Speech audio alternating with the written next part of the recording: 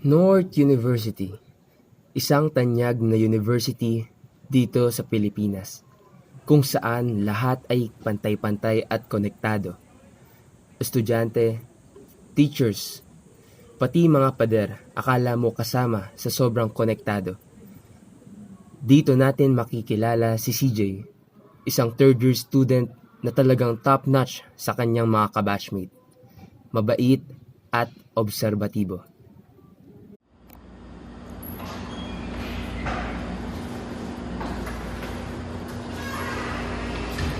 Ay, Sam, kailangan mo ba yung yung notes na binigay ko?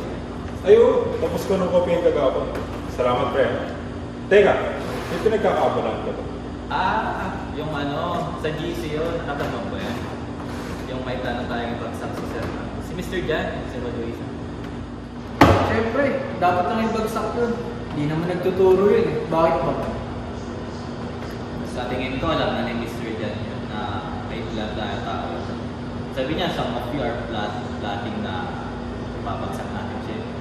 Parang Baka paranoid ka lang. Baka nagkataon lang yun. hindi. After class, pinatawag niya ako. And sabi niya, top student pa naman ako. Baka ako ba yung nagpapasin. Dali, ang tricky nun ah. Alam niyo, may naalala lang ang sinabi sa akin ng janitor dati. Like, mag-iingat daw tayo sa mga binibitawan nating salita online. Di ba? Kaya kinausap ko sila kay sa Trumpet kung may kilala silang pwedeng mang-hack sa network activity logs ng school. Nakabalo yung sinabi ni CJ, no? Oo nga eh. Nalala ko yung sinabi ng kaibigan ko nung isang araw tungkol dun sa meme na sinay niya sa kaklase niya about dun sa itsura ng prof. Oh, ano yung nangyari? Nalaman din ba ng po? Oo, at yung kaibigan ko, nasuspend ng 1 linggo. Isipin mo kung totoo yung sinabi ni CJ. Ayun yung kakilala ko, tara.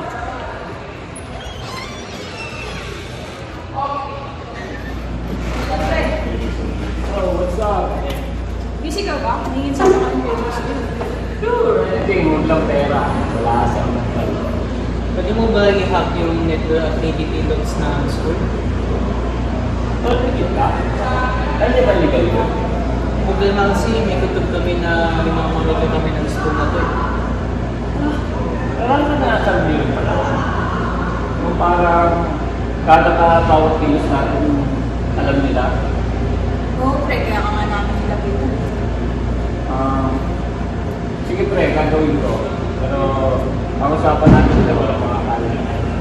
Ayoko na gawin ko. Sige tol, no worries.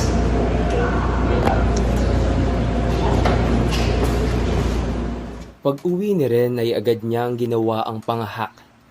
Inabot siya ng 1 oras at 2 kapeng na inom para ma-bridge ang network system ng eskwelahan. At hindi nagtagal, nabuksan niya ito ngunit nagulat ito sa mga nakita. Hey, what's up, tol?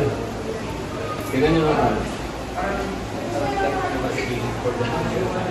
Hindi ko akalain na ganyan na pala kalalayan.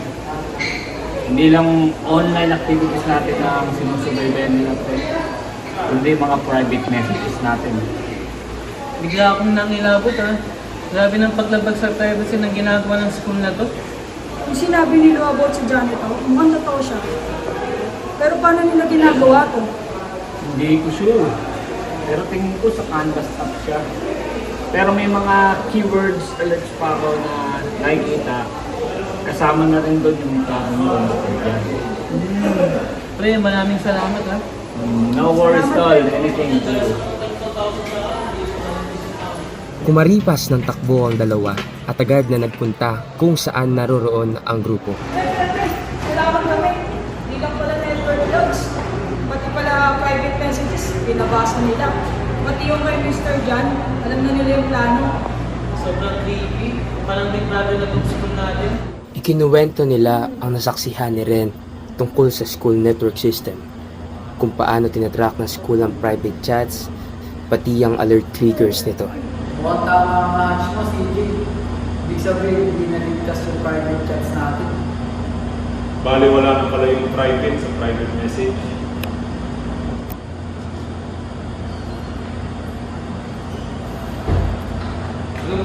tungkulin niyo dyan? Parang seryosong usapan. Ay, sir, parang may napansin ako nakaiba sa school network. Parang may namamonitor po nila yung mga may activities namin tsaka yung mga private message. Yun ba? Sistema yun ng school. Tawag nila Project Nightingale. Project na tayo. Ano po yun? Ang sabi nila, para daw sa safety and well-being ng mga estudyante, para daw mapigilan ng bullying, cheating, at kung ano pang ibang hindi magandang gawain. Pero sa totoo lang, masyado na nilang tinitignan yung mga ginagawa natin. Minsan nga, pati mga usapan sa school grounds, parang may nire-record na. At yung keyword alerts na nakikita mo, ginagamit yun para malaman kung may estudyante kung paano nang hindi maganda. Grabe, hindi na talaga pinapahalaga yung privacy natin. Basta mag-ingat kayo, at kung may kailangan kayo, sabihin nila. So, anong plano? Nagkatinginan silang magkakaibigan. Alam nilang malaki ang kanilang haharapin.